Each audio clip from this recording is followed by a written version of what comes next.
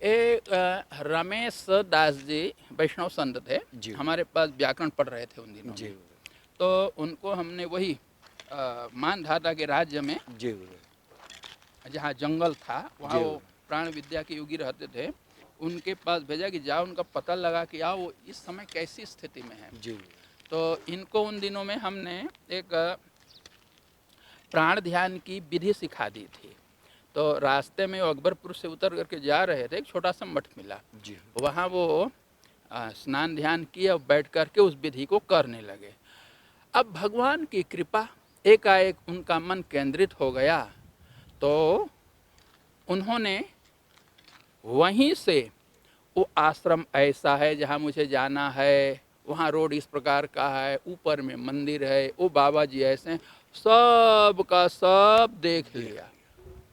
उन्हें विश्वास तो नहीं हो, वहाँ गए तो जो उन्होंने ध्यान काल में देखा था सब वहाँ उन्होंने ये पाया। सही पाया। अब वहाँ से जो कुछ हुआ सो हुआ, आए तो हमारे सामने, तब मैं मोक्ष भवन में रहता था, जी पूरी भूमि पर लेट के लंबी दंडवत जी किया। अब पहले से झुक के बिल्ली दंडवत करता था वो। तो हमने कहा क्या बात है, आज लंबी दंडवत कर रहे हो? तो उसने कहा कि आपकी माया आप ही जाने, मैंने जो सामान्य एक शिष्य लोग अपने जी गुरु को गुरुदेव बढ़ाई उन्होंने देते बढ़ाई हैं, देते। उन्होंने दिया। तो हमने कहा कुछ तो कहो। तो उन्होंने सारी घटनाओं को सुनाया, जी मुझे आगे की शिक्षा दीजिए। जी तो फिर ऐसा होता है। हमारे गुरुदेव थे जिन्होंने मुझे क्रिया योग का जी प्रशिक्षण दिया जी और मुझे सातों उसके जो विधियाँ अंतिम भाग तक, समाधि तक पहुँचाया। जिस समय हम उनके सम्मुख उपस्थित हुए, तब उन्होंने हमें अजपा करने के लिए निर्देश दिया। अजपा करके फिर आज्ञा चक्र में ध्यान रखने को उन्होंने बताया। जब ध्यान रखने लगे तो हमारा मन विचलित हुआ, क्योंकि वहाँ वो दुर्गा पूजा का समय था, जी ढम ढम जी बाजे बज रहे थे।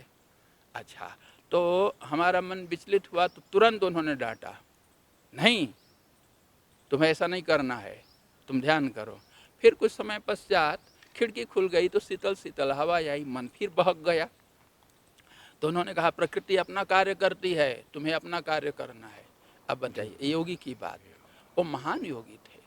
अब वो कहते थे कि अपने लिए ईश्वर से प्रार्थना नहीं करना, संसारियों के लिए भी प्रार्थना नहीं करना, दुख सुख को मिटाने के लिए योग का आश्रय नहीं लेना, न दूसरों के लिए लेना है न अपने लिए लेना है।